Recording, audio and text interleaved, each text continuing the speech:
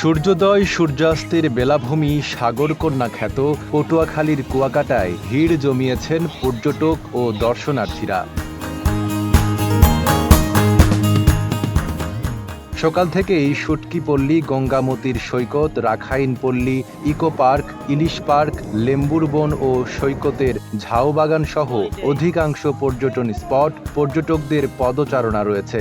আগত এ সকল পর্যটকদের সমুদ্রের নোনা জলে গা ভাসিয়ে আনন্দ উন্মাদনায় মেতে উঠতে দেখা যায়। সৈকতে কেউ গোসল করছেন, কেউ ছবি তুলছেন, কেউ ছাতার নিচে বসে সমুদ্রের ঢেউ উপভোগ করছেন, আবার কেউ ঘোড়ার পিঠে চড়ে পুরো সৈকত ঘুরে বেড়াচ্ছেন। কুয়াকাটা আমার ফার্স্ট টাইম, আমি আমার হাজব্যান্ডের সাথে এসেছি এবং আমি পিরিজপুরের মঠবাড়িয়াতে এসেছি এবং খুবই ভালো লাগছে। আমি ভাবতেও পারিনি যে এরকম একটা জায়গায় আমি আসছি। আমি জীবনের ফার্স্ট খুব এক্সাইটেড। ঈদের আগের দিন অনেক কম ছিল মানুষ, এখন একটু মানুষের প্রচুর আনাগোনা বেশি। প্লাস গতকালকে পরশুদিন এর থেকে আজকে অনেকটা ভালো লাগতেছে। প্লাস ঈদের দিনও ভালো লাগছে, কিন্তু ঈদের দিন মানুষ কম ছিল, আজকে প্রচুর বেশি হয়েছে এবং বেশি মানুষ হয় আরও বেশি ভালো লাগে। বেড়াতে আসা পর্যটকরা বলেন, পরিবার নিয়ে ঈদের ছুটিতে কুয়াকাটায় ঘুরতে এসে বেশ ভালো লাগছে। কুয়াকাটা ভালো জায়গা, আমরা ঘুরতে এসেছি, সব কিছু ভালো লাগছে। তবে একটা অভিযোগ আছে, ছোট অভিযোগটা হচ্ছে ঈদ কেন্দ্রিক যে আমাদের ছুটি হয়, আমরা তো ঈদ ছাড়া সবাই চাকরিজীবী, ঈদ ছাড়া আসলে ছুটি পাই না বা ঘুরতেও আসতে পারি না। তো ঈদ কেন্দ্রিক যে হোটেলের যে রেটগুলা, এক প্রকার একটা সিন্ডিকেট বললেই চলে, কারণ অনেক সময় 3000-এর রুম 4500, 5000 টাকাও হয়।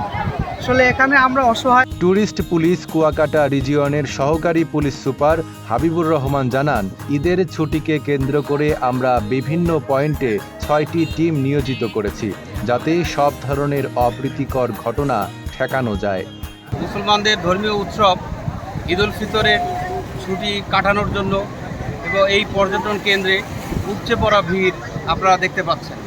এই সব ভিড়ের কথা চিন্তা করে অথবা আপনারা পর্যটক আসবে কুয়াকাটায় তাদের আনন্দ উপভোগ করার জন্য, সেসব কথা চিন্তা করে ট্যুরিস্ট পুলিশ আমরা বিভিন্ন স্পটে আমরা পোশাকি পুলিশ দিয়েছি, সাদা পুলিশ দিয়েছি এবং ট্রাফিক পুলিশও আছে, যাতে অন্তপক্ষে যেসব পর্যটকরা দেশের বিভিন্ন প্রান্ত থেকে আসে তারা যাতে সুন্দর মতো তাদের ছুটি কাটিয়ে অথবা তারা এই পর্যটন কেন্দ্রে তারা যে উদ্দেশ্যে আসবে সেই উদ্দেশ্য সফল করতে পারে।